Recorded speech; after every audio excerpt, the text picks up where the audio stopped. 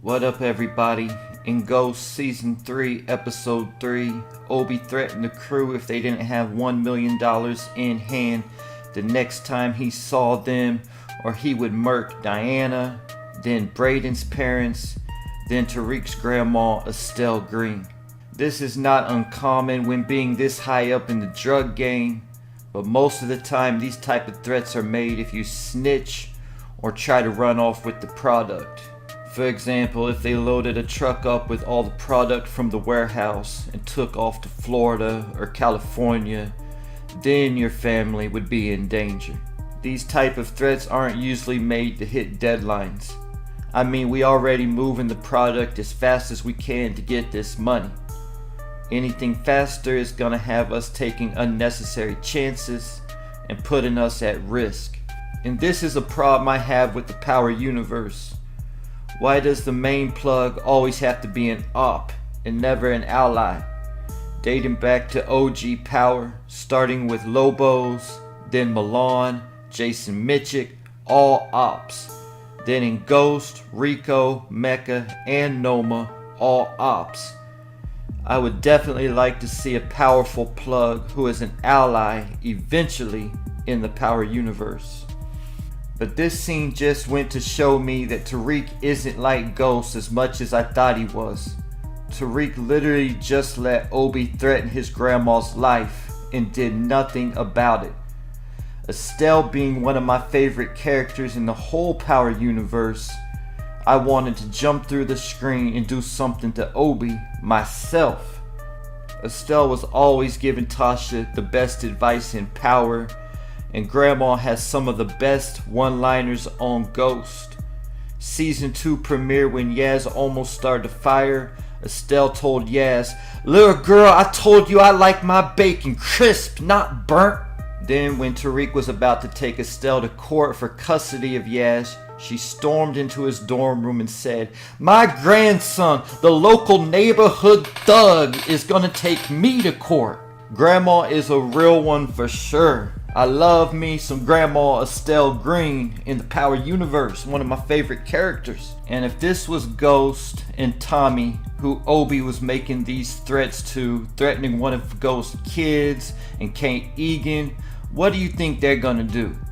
If they don't kill Obi on the spot, they are definitely leaving and immediately making a plan to kill both Obi and Noma. So yeah, I was really disappointed that nobody was ready to make a plan after those threats, not even Kane. But something I also picked up during this scene is how Effie moves. She has no known attachments that Obi is able to threaten. The only way to threaten her is threatening Tariq and Brayden. Obi calls her Little Orphan Annie, even though it's clear that Effie's parents are still living. We know going back to Power Season 6 that Effie's brother got killed and that ever since her mother has struggled with addiction. One of the reasons Effie left home to attend Choke. And when Diana asked Effie about her parents, she said that she don't mess with them and they don't mess with her and they're good that way. But could this just be Effie again being the master chess player, making sure that her family is safe by distancing herself from them while she's in the game? Milan was able to control Ghost because he said Ghost was a man of many attachments. I could definitely see Effie still being close to her parents, but keeping a distance from them to keep them protected while she's in the game. I hope that at some point we eventually meet Effie's parents and learn more about her backstory. At the end of episode 3, we see Kane calling Effie and telling her they need to talk.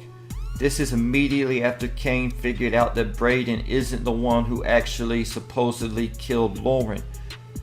Kane asks who did it, but Brayden didn't tell him, saying it was for Kane's own protection. But the fact that he calls Effie immediately afterwards indicates that he thinks Effie is involved in some type of way. And Kane holds all the power here. Kane could easily blackmail Effie for bringing him this information in the first place, and especially if he figures out that she is the one who actually followed through and supposedly killed Lauren. Kane is already blackmailing both Brayden and Lorenzo and got both of them as his do boys. And like someone in my comments said, Kane is acting like a Tyrannosaurus now that he's in charge. So his next move could definitely be Blackmail Effie. But since he's also trying to hook up with Effie behind Tariq's back, it could definitely be for something else. Honestly, at some point I think we could find out that Kane and Effie been hooking up behind Tariq's back, similar to how in Raising Kanan, Crown and Jessica had been hooking up behind Lulu's back. But at some point Lauren is going to leave Jenny Sullivan's parents' house or wherever she's staying right now, and this whole big lie is going to be exposed. Then Tariq's relationship with both Effie and Brayden will be damaged. Most likely at this point Tariq will end things with Effie anyway, or at least he should. With Tariq, you just never know. As for Brayden, I believe at some point in this season or season 4 he will have a twist of fate.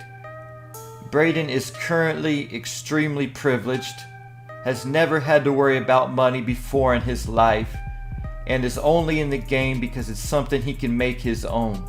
However, in the season 3 premiere, we heard Brayden's dad tell him that he will disown him and cut him off completely. This line is for sure foreshadowing what is going to happen with Brayden in the future. Also, at this point in time, Brayden has no bodies and freezes up when it's time for him to pull the trigger.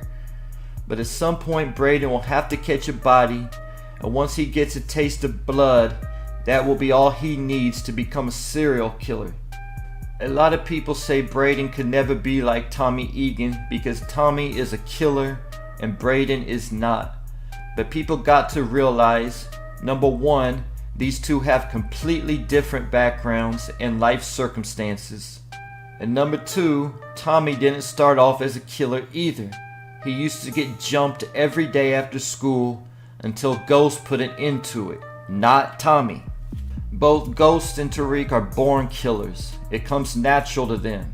Tommy and Brayden are not. And as ruthless as Kanan ended up being in OG Power, it's obvious that he wasn't born a killer either. Anybody who really been in the streets understands the transition, and Brayden coming from such privilege, it's gonna take him a little more time. Most people are green when they get into the game, but after getting robbed a few times, getting played, getting jumped, or whatever, you begin to harden up and start saying, I wish somebody would try me, I got something for them.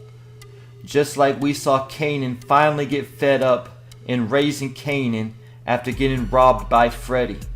But at some point we are going to see Brayden lose it all and fall flat on his face with no more Weston funds and support. Then we will see what Brayden Weston is really made of, because to this point he has never really had to do anything out of necessity or to survive. One thing I will always respect about Effie is that she said all she ever wanted to do was survive. This is why she was so turned off when Brayden and Tariq were talking about every day of the week Lambos. And there you have it. Leave your thoughts in the comments.